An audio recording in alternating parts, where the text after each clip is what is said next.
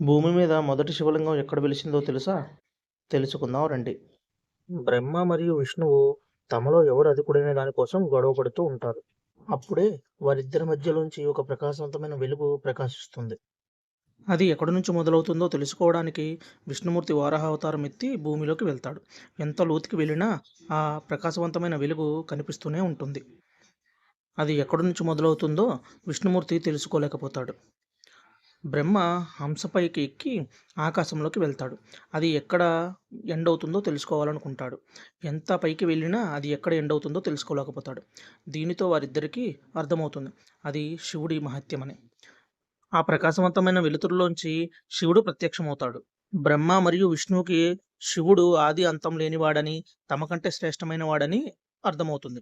ఆ ప్రకాశవంతమైన వెలుగులోంచి 64 కిరణాలు భూమి మీద పడ్డాయని, అవే పంచభూత లింగాలుగా, జ్యోతిర్లింగాలుగా వెలుగొందుతున్నాయని చెబుతారు. అందులో మొదటిగా పడ్డ కిరణం అరుణాచలంలోని అరుణాచలేశ్వరుడిగా పూజలందుకుంటుంది. వీడియో నచ్చితే లైక్ చేసి ఛానల్‌ని సబ్స్క్రైబ్ చేయండి.